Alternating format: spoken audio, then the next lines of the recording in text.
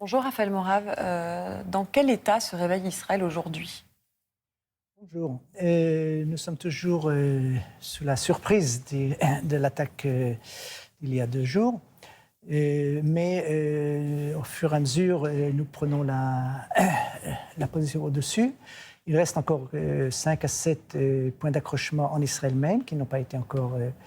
Est-ce que vous savez s'il reste des terroristes encore en Israël Oui, actuellement? justement, c'est ce que je suis en train de dire. Il y a encore 5 à 7 points d'accrochement, c'est-à-dire des lieux où il y a encore des terroristes du Hamas sur le territoire israélien. Donc il s'agit de quelques dizaines qui se cachent dans certains cas ou qui ont des otages, donc ça prend plus de temps. Donc il y a encore des otages en Israël, c'est ce que vous dites? Vraisemblablement, oui.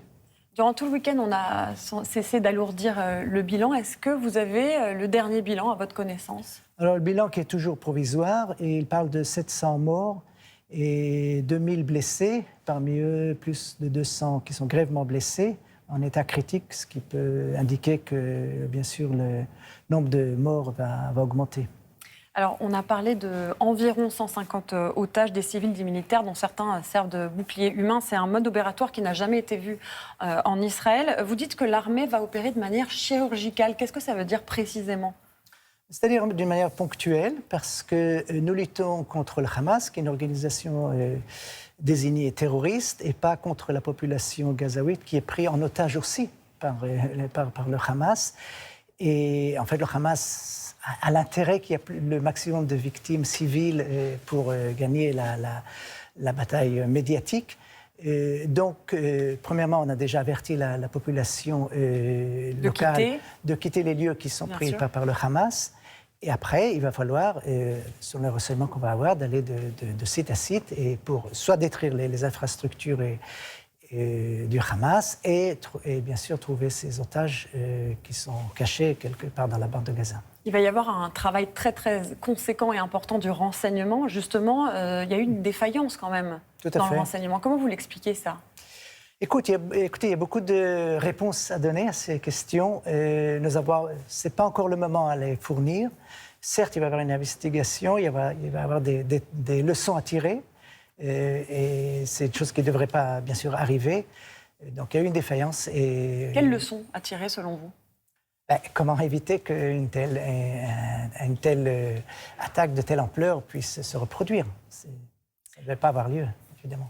Le Premier ministre Benjamin Netanyahou a prévenu que les Israéliens étaient embarqués dans une guerre longue et difficile. Ma question est simple, la guerre, elle est contre qui? Elle est contre le Hamas? Elle est contre le Hamas, et je précise bien contre le Hamas. C'est pas Donc c'est une guerre contre le terrorisme?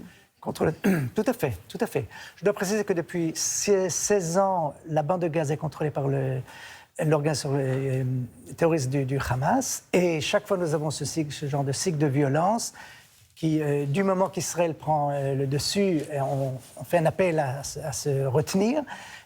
Et après quelques mois, ça revient de nouveau. Donc, je crois que cette fois-ci, le gouvernement a décidé enough is enough, comme on dit en anglais. Il fait mettre fin à ce cycle de violence et il faut éradiquer le Hamas de la bande de Gaza.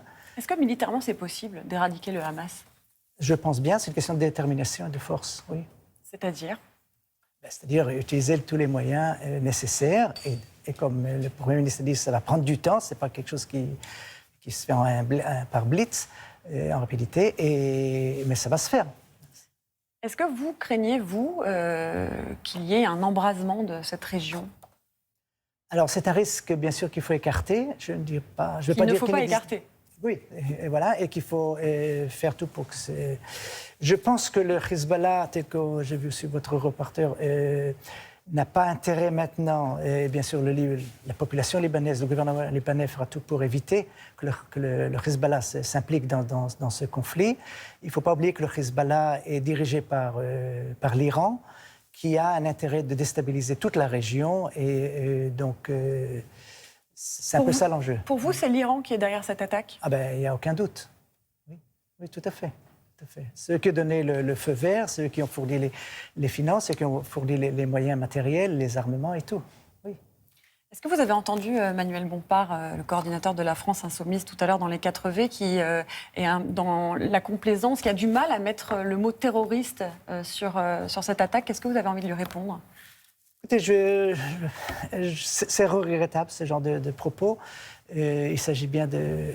On a bien vu, cette attaque, elle était contre des civils avec le seul but de tuer et massacrer le maximum de civils. Alors je ne comprends pas comment on ne peut pas déplorer un tel acte barbare. Donc... Il le déplore, mais il dit que ça fait suite également à la colonisation et à la politique israélienne depuis des années. Écoutez, ce genre de discours qui dit oui, il y a un contexte, il faut comprendre, etc., sans en fait justifier le terrorisme. Se dire, ah oui, il y a une cause pour le terrorisme. Et moi, je pense qu'il n'y a aucune raison de justifier le terrorisme.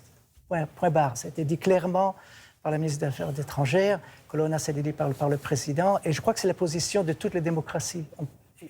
Et on a vu quelles sont les conséquences également sur le sol français. Il ne faut pas oublier ça. Dans les jours, les mois qui viennent, si Israël venait à réfléchir à une discussion sereine de paix, avec qui elle pourrait aujourd'hui discuter ?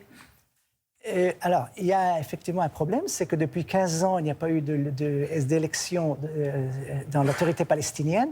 Il y a un président qui a 87 ans, il ne va pas s'aventurer dans des engagements ou dans un processus politique où il faut prendre des décisions très courageuses. Donc ça fait partie du problème. Le problème aussi est que l'autorité palestinienne ne contrôle pas la bande de Gaza. Donc en fait, avec qui négocier sur la bande de Gaza, c'est aussi une question.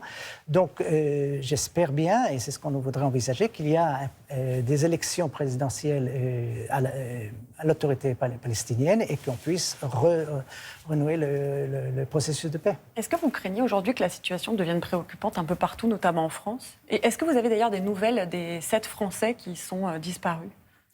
Alors, pour la seconde question, non, je n'ai pas de nouvelles.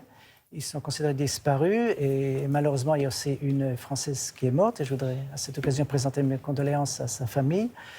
Et pour... La situation en France, pour les Juifs de France, par exemple. Alors, j'ai vu que le ministère de l'Intérieur a pris les mesures nécessaires pour protéger les lieux de culte juifs et les communautés, ce qui n'a d'ailleurs pas été le cas pour les populations, pour les lieux de culte musulmans et communautés musulmanes, ce qui démontre la problématique en France et cette inquiétude, mais je suis confiant que les autorités françaises font tout le nécessaire pour assurer la sécurité. Merci beaucoup Raphaël Morave, chargé d'affaires auprès de l'ambassade d'Israël de France. Merci beaucoup. Merci à vous.